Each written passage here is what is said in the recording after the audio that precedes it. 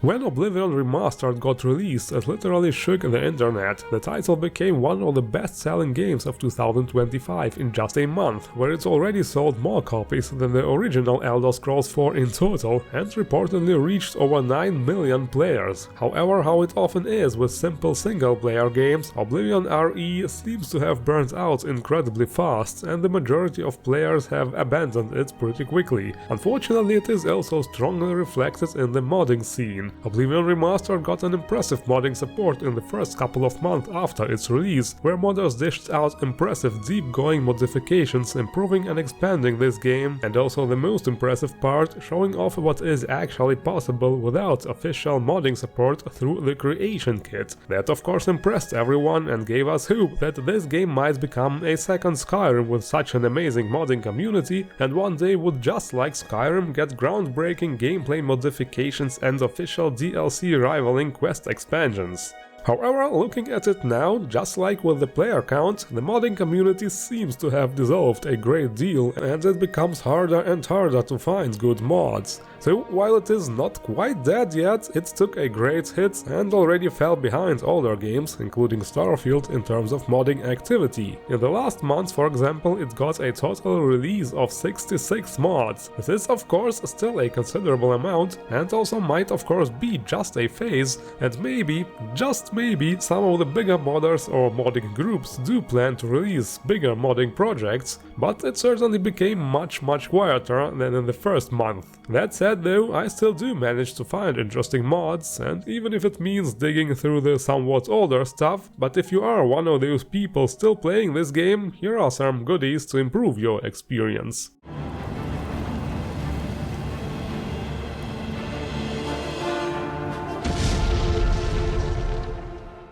So the first mod that may or may not improve your experience is NPC Appearance Manager, a mod that allows to change what the NPCs look like. Now, when I downloaded this mod, I thought that it would be super easy to use, just like the NPC Enhancer gun mod for Starfield, for example. You shoot an NPC with it and the looks menu opens, so you can edit that NPC. Really cool. Well, here things are a little bit more complicated, a little, but fortunately there is a quick guide in the comments section. Basically, after installing this mod, you go to the scripts folder and set the mode to save in the config Lua file. Then you have to approach the NPC you want to edit in-game and just close the game. The preset for that NPC and all nearby NPCs will be automatically saved. So you have to go to the NPC folder, find the correct JSON file, copy that file, paste it into the presence folder, launch the game again, start a new game, create a random character, open the console, type in RMU load followed by the name of the file you just copy-pasted,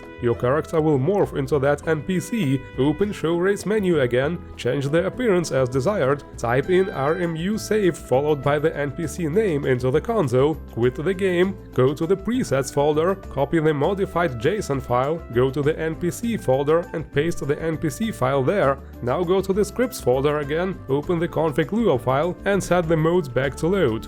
See? Super easy. Barely in. Are you kidding me? Can it be a bit more complicated, please? I have too much free time on my hands and don't know how to spend it. Boy. Or you could of course just download a preset that somebody else made, like I did here. I mean, it works and all, but wow. Well, the next mod we got here is also about NPCs, but it is also about racial body morphs. Yes, this mod addresses an issue that is present in other Bethesda games too, all characters in the game being the same height, which is, according to established lore and concept art and so on, is of course not correct. Orcs and Nords are supposed to be white and buff looking, for example. High elves are supposed to be high, well, I mean as in tall. Stop laughing. Orcs are also supposed to have 4 nipples from what it looks like. Is this also supposed to be an official concept art? Did Todd Howard drew this himself? I mean, the orc is also wearing a diaper, so... Okay, some characters end up looking really funny with their huge heads. I went for the strong version of this mod, where the height difference is really considerable, so my game has turned into One Piece a little bit here. But yes, it is incredible how much such a simple mod changes the perspective of the game. It is actually not that simple if you think about it. It's not just about out walking the streets and seeing all the different shaped races. Now in a dark environment, for example, even from afar you will be able to somewhat tell what is coming towards you just judging by its silhouette. Insanely immersive. And next we are going to take a look at some gameplay related mods, like Auto Hide Gear. Well, this is more a cosmetic mod. This is basically in case you created a super handsome character and don't want them to wear a helmet all the time. So you can open this menu here with the F11 button by default, and here you can set what exactly you want to be hidden, and also if it's always invisible or only when you sheath your weapon. Of course, the items are not unequipped, they will just be invisible, so the stats remain the same. The only problem is that this mod can cause some hardcore stuttering when drawing and sheathing the weapon, for example, several seconds in my case. Somehow also the hide weapon function has only worked in the beginning and then refused. So yeah, many people actually reported similar problems on the mod page, so maybe this mod needs a bit more work, kinda painful to use it right now. And another mod that, goes in a similar direction is True First-Person Camera. In the vanilla game you can't see your body when you look down in first-person mode, and with this mod, well, yes, the thing is, this is really a weird mod. It took me a while to finally get it to work halfway. For some people it works perfectly, for others, like me, not really. Actually, you are supposed to be able to toggle it on and off by pressing a specific button. It can vary from keyboard to keyboard. On my Quartz keyboard it's the star button next to enter. However, I had problems turning it on and off. It kinda messed up the camera position and refused to go back to normal when turned off. I also had the problem with my character being transparent in first-person view. The first time I turned it on, I had to reload a save to actually make it work, and as you can see, even while it works, since I made my character a bit too buff with NBO, it can clip a bit. But if I use this different armor here, it actually works much better. Sometimes the helmet will also clip and block the view, but that can actually be fixed easily by unequipping and equipping it back again. My biggest problem is that while this mod kinda works here, you can see your armor and also the shadow, it is somewhat limited. To actually see your body you have to look all the way down, and even the weapons are often barely visible depending on the angle and the direction you are looking at. So yes, I'm not sure if this is really that much better than the vanilla first-person view, but I guess it's up to you. Anyway, here are a couple of simpler quality of life mods we are going to skim over real quick. Faster sleep and wait. Very self-explanatory. Basically changes the time to do each take while you wait or sleep from 1 second to a quarter of that. We had exactly the same for pretty much every Bethesda game. Very practical.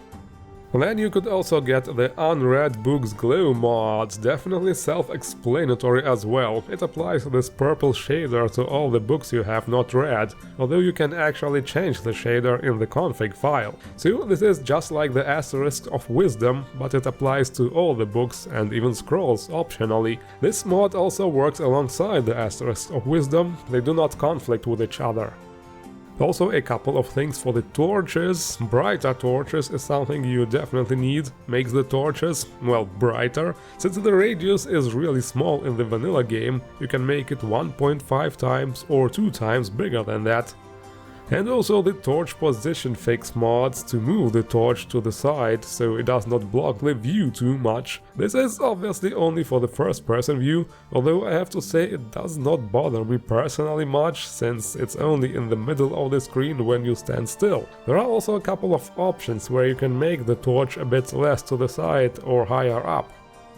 Next we have a couple of combat-related mods. One button dodge, for example, will make dodging way better. Yes, there is a new dodge mechanic in this game, you unlock it with 25 acrobatics. The problem is that you have to hold the block button and then also press the jump button for it to work, which is not very convenient. With this mod you can do this with a simple button and also even without drawing your weapon at all. By default it is the mouse 5 and on the controller the B button, but you can of course also rebind it however you want in the config file. There is also an optional file you can download to enable dodging by double tapping the analog stick in a direction if you should prefer that. Both files can even be enabled at the same time. So it is really a very complete mod, I must say. This is really how it's supposed to be. Bravo! 100 points for the Mages Guild. Or maybe the Fighters Guild should be more appropriate in this case. And the other combat mod is HitStop. This is basically to make hits more impactful and responsive when you actually manage to hit your enemies. We had lots of such mods for Skyrim too, although here it does not really stop time on each hit, but actually just slows it briefly. You can of course configure how much it slows down the time and also how long. By default it was set to 0.06 seconds. I set it to 0.1 because it was really barely noticeable. But yes, it is a cool feature to have, certainly. Makes combat a bit more feelable. But now playtime is over, or more like it actually begins, for real, with Infinitum Compendium. This is a really big mod, or more like an all-in-one mod collection. They basically put together overhauls for all the major factions you can join. The Thieves Guild, the Dark Brotherhood, the Mages Guild, the Fighters Guild, and also the Arena. Of course, you can also download all those mods separately if you wish, but if you want to have all the fun in one plugin, well, this is the thing. And there is really a lot this thing does, including new NPCs, monsters, items and rewards. The expansion for the Mages Guild, for example, adds a lot of activities, over 120 different Radiant quests, like deliveries, elixir and staff crafting, cult hunting, arcade studies and much more. Most of the new quests will be available as soon as you join the Mages Guild, others can be discovered through letters and notes. In other words, lots of Radiant content to prolong your interaction with the guilds and give you almost an infinite amount of new adventures. The new content for the Fighters Guild looks pretty much the same. For the Thieves Guild though, it adds some special fitting jobs, including for example numbers jobs like in Skyrim, and even introduces a new currency called Fox's Favor, with which you can get special rewards. The Arena expansion on the other hand just adds an infinite amount of new matches you can take part in and fight all kinds of men and beasts. Oh, and I should probably also add Myrrh, considering the content. One way or another, this is a very huge expansion and will certainly add more variety to your playthrough. And this is it for this episode. The links to all mods are as always in the description below. Don't forget to endorse the mods you like, and make sure to hit the like button and subscribe for more. I'm sure we will find many more great mods for this game yet. Until then, I thank you all for watching and see you around.